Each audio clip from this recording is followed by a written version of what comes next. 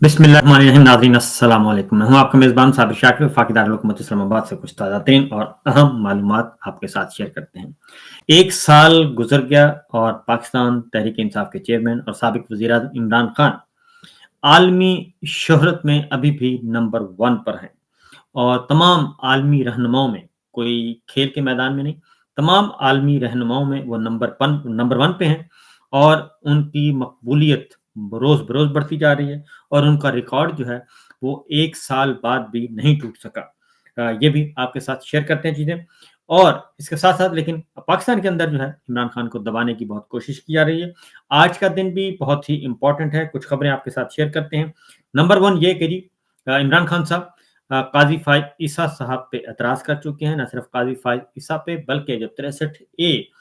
की जो समाअत कर रहा है बेंच, उस बेंच पर भी एतराज़ आयद कर चुके हैं। और जस्टिस मुनीब अख्तर साहब और जस्टिस मंसूर अली शाह साहब ऑलरेडी काज़ी फ़ाइज़ ईसा के इक़दामात को गैर कानूनी, गैर आईनी करार दे चुके हैं। सीनियर मोस्ट जजेस हैं और इनको इग्नोर नहीं किया जा सकता। लेकिन काज़ी साहब जो है वो एक ख़ास डगर पर चल पड़े हैं और उस ख़ास डगर पर चलते-चलते वो आइन, कानून, जमहूरियत, पार्लिमानी निज़ाम सबको भुला बैठे हैं और यहाँ तक कि सुप्रीम कोर्ट के फैसलों को भी वो भुला बैठे हैं। उनकी वजह ये है कि सिर्फ़ एक ही वजह है और वो है उनकी एक्सटेंशन या फिर रिटायरमेंट के बाद कोई अच्छी-सी नौकरी गवर्नमेंट की तरफ से मिल जाए, ख़्वाह वो वफ़ाक़ी आईनी अदालत की सरबराही हो या कुछ और। बहरहाल अब मामला जो है उनके हाथ से निकलते जा रहे हैं। हमारी इत्तला यही है क्योंकि आइन क्राइसिस जो है वो बढ़ता जा रहा है, आइनी बहरान बढ़ता जा रहा है और अदालती बहरान भी बढ़ता जा रहा है। लेकिन काज़ी साहब जो हैं आज फिर एक तरफ जस्टिस मुनीब अख्तर साहब और जस्टिस मंसूर अली शाह साहब एतराज़ कर चुके हैं, लेकिन आज उन्होंने दोबारा जजेस कमेटी का इजलास बुलाया है। यकीनन वो होंगे और उनके मुंतख उनके उनके वो चुनिंदा जो हैं, चुनतखब जिसे कहते हैं बकौल सदीक जान के, उनके चुनतखब जस्टिस अमीन होंगे और वो दोनों बैठ के फिर जजेस कमेटी बन के आपस में खेलेंगे और फिर दोबारा से एक नया बेंच तश्कील देंगे। उसकी वजह है कि जस्टिस मुनीब अख्तर साहब जो फैसला दे चुके हैं, उसके बाद ख़ास तौर पे काज़ी फ़ाइज़ साहब की कल जो फ़ोर्जरी पकड़ी गई कि जस्टिस मुनीब अख्तर साहब मौजूद भी नहीं, लेकिन उनको प्रेज़ेंट ज़ाहिर कर दिया और हाज़िर साहब ज़ाहिर कर दिया अदालत में। ये बहुत बड़ा उनके साथ काज़ी फ़ाइज़ से बहुत बड़ा ब्लंडर हुआ है और वो पकड़े गए हैं रंगे हाथों। बहरहाल सिचुएशन ये है जी कि पहले ज़रा कुछ और खबरें हैं, उनके बारे में भी आपको बता दूँ कि इमरान खान साहब पे 9 मई के मुकदमात में ज़मानत की दरख़्वास्त थी कल और लाहौर में, और अदालत ने इमरान खान साहब की ज़मानतों पर समाअत 7 अक्टूबर तक मुलतवी कर दी है। और इंसदादे दहशतगर्दी की अदालत जज अरशद जावेद ने 4 ज़मानतों पर समाअत की और स्पेशल प्रोसिक्यूटर ने ज़मानत पर दलाइल के लिए मोहलत तलब कर ली।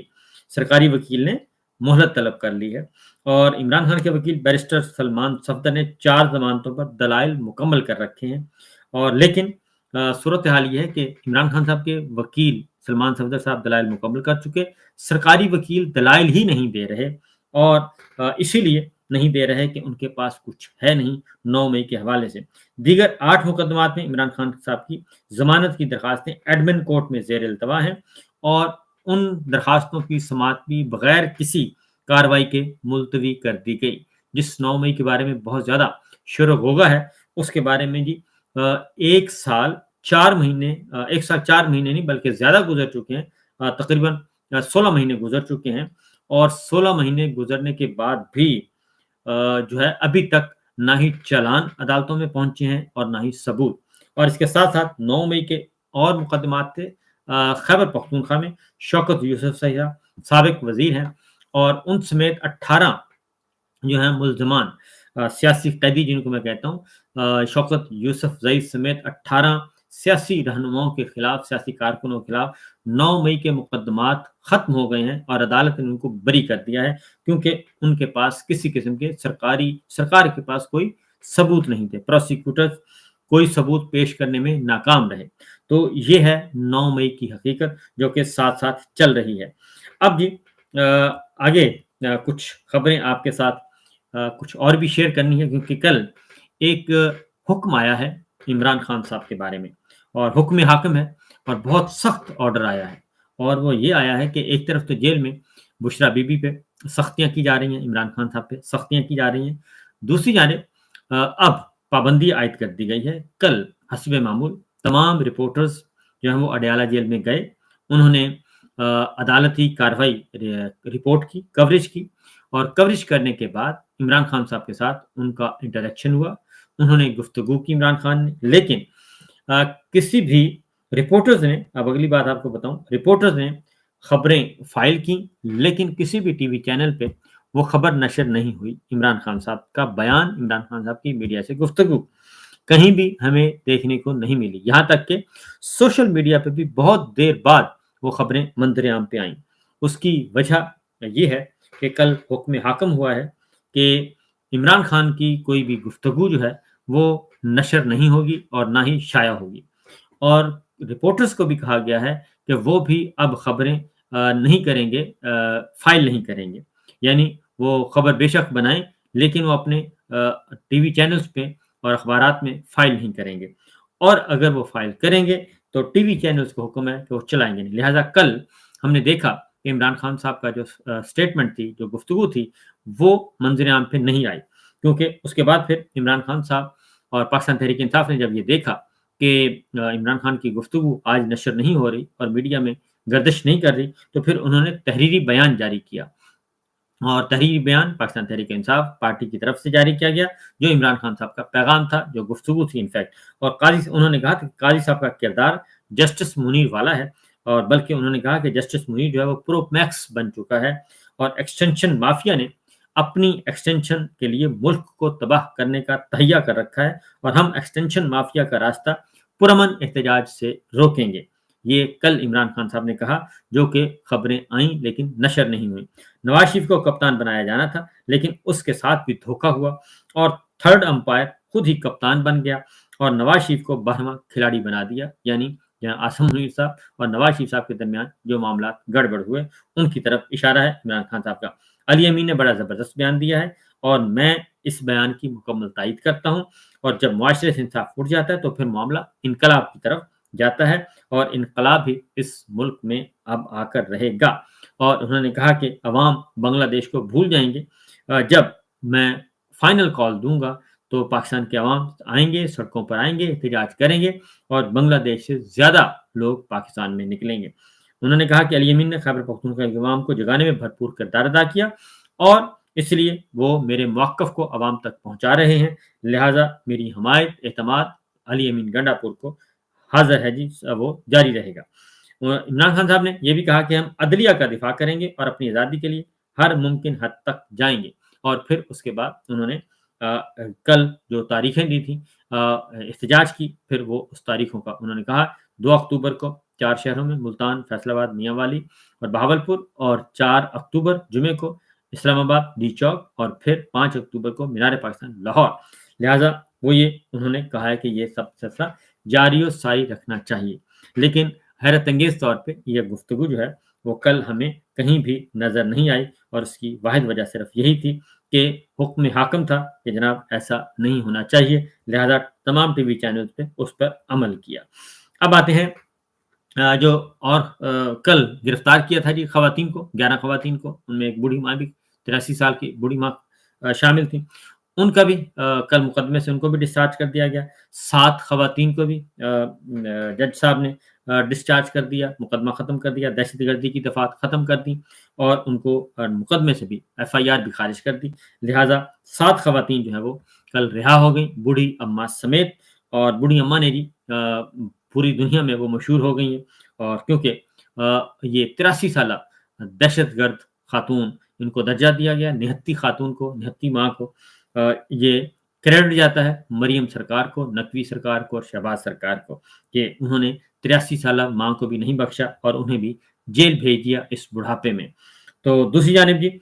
Leader of opposition Azad Kashmir خواجہ فاروق صاحب جو ہیں ان کو بھی کل ڈسچارج کر دیا گیا، کوئی شرم آئی لیکن دیر سے آئی، ان کو حوالات میں بھی رکھا، ان کو جیل میں بھی رکھا، کل پھر ان کو ڈسچارج کیا گیا مقدمے سے، تو ان کو بھی خواتین کو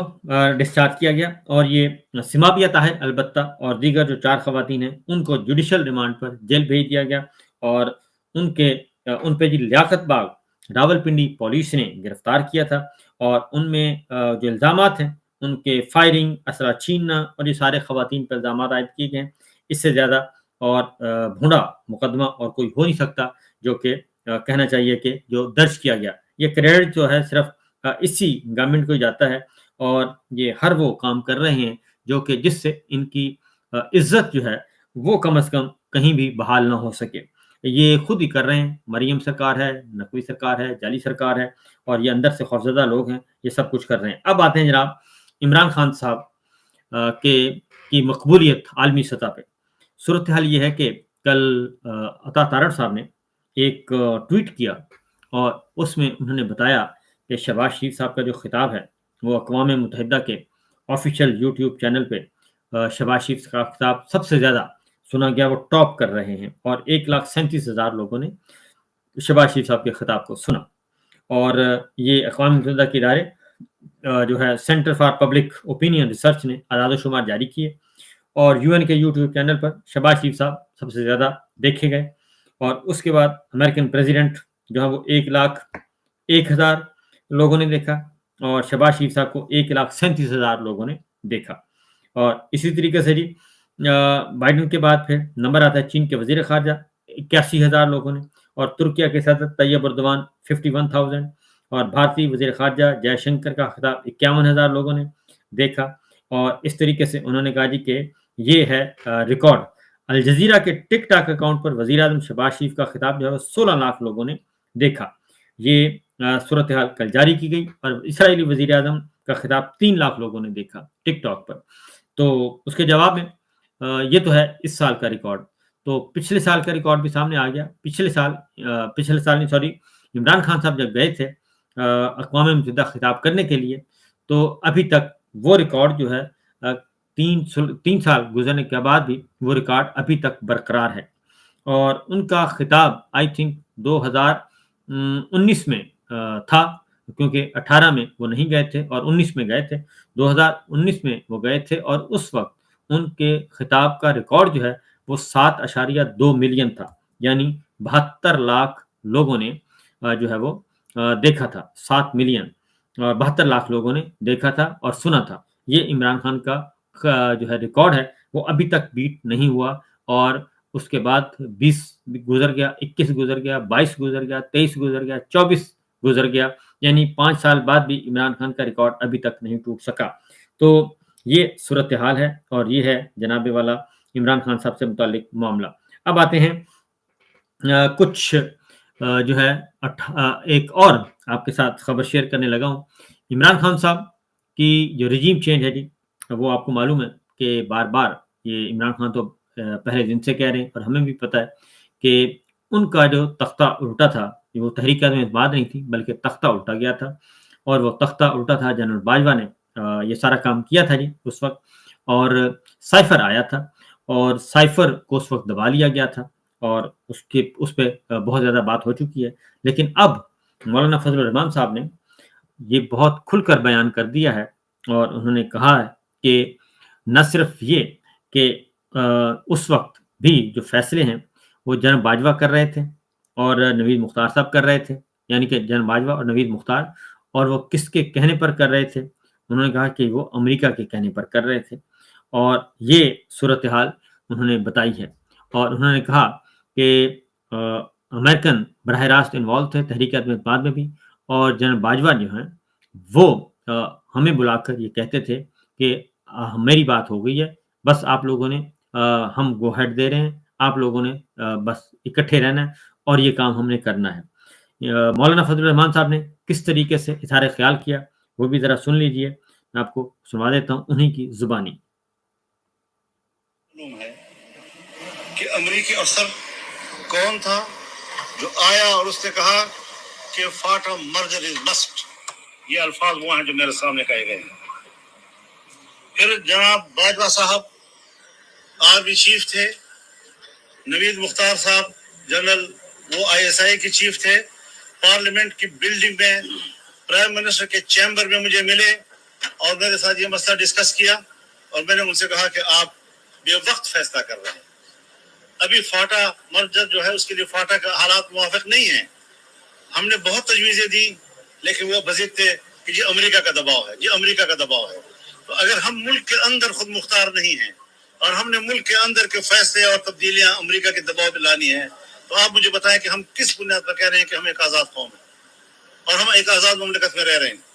تو یہ ایک بڑا سنجیدہ سوال ہے ہمارے ملک کے لیے. فاٹا کے عوام کے ساتھ انضمام کی صورت میں جو ظلم ہوا ہے آج تک اس کی تلافی نہیں ہو سکتی. اس وقت تک ان کو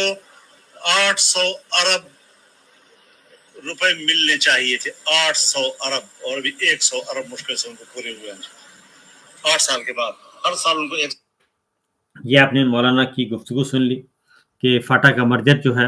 وہ بھی امریکہ کے کہنے پہ ہو رہا تھا اور باقی پالیسی بھی امریکہ کے کہنے پہ ہو رہی تھی. اور اس کے علاوہ ایک اور گفتگو میں عمران خان مولانا فضل الرحمان صاحب نے کہا تھا کہ ہم تمام سیاسی جماعتوں کے سربراہان موجود تھے اور جنرل باجوہ تھے اور جنرل فیض تھے, اور ہمیں کہا گیا تھا کہ یہ ہمارا فیصلہ ہے, تحریک عدم اعتماد کرنا ہے. تو ابھی کچھ دن پہلے کی بات ہے کہ یہ باقاعدہ طور پہ کمپین چلائی گئی نون لیگ کی طرف سے, پیپلز پارٹی کی طرف سے, کہ جناب یہ سارے فیصلے عمران خان صاحب نے کیے تھے اور یہ افغانستان کا والا فیصلہ بھی عمران خان صاحب نے کیا تھا, طالبان والا فیصلہ بھی عمران خان نے کیا تھا, وہاں سے لوگوں کو واپس لانے کا فیصلہ عمران خان نے کیا تھا. تو یہ سارے فیصلے عمران خان نہیں کر رہے تھے اور نہ ہی نواز شریف کر رہے تھے. یہ فیصلے نہ ہی شاہد خاقان عباسی کر رہے تھے, یہ فیصلے جنرل باجوہ ہی کر رہے تھے اور ان کے ساتھ ان کے کوآرڈینیٹ, ان کے سبارڈینیٹ ہوتے تھے. تو یہ ساری گواہیاں آ رہی ہیں. ان گواہیوں کے بعد بہت اچھی طرح سمجھ لینا چاہیے کہ اگر کریڈٹس لینے ہیں تو پھر ڈسکریڈٹس بھی انہی کے کھاتے میں آئیں گے. یہ ایک امپورٹنٹ اسٹیٹمنٹ مولانا فضل الرحمان صاحب کی طرف سے آئی ہے. اسی لیے جو ہے چیزوں کو سنبھالا نہیں جا رہا, سنبھال نہیں پا رہے, اور اب سارے کا سارا جو حملہ ہے وہ سپریم کورٹ کے ذریعے قاضی فائز صاحب کے ذریعے ہونا ہے, اور ترامیم کا جو معاملہ ہے وہ تیز ہونے والا ہے. لیکن ہماری اطلاع کے مطابق قاضی فائز صاحب کو ناکامی کا سامنا کرنا پڑ سکتا ہے, کیونکہ ابھی آج قاضی صاحب جو ہیں وہ اپنا کھیل کھیلیں گے, لیکن آنریبل ججز جو ہیں بہت سارے یہ سپریم کورٹ کو اس طریقے سے جو ہے وہ یرغمال نہیں ہونے دیں گے اور سپریم کورٹ کو اس طریقے سے بلڈوز نہیں ہونے دیں گے. ابھی عشق پہ امتحان اور بھی ہیں. تو دیکھیے آگے آگے ہوتا ہے کیا. اجازت دیجیے, اللہ حافظ.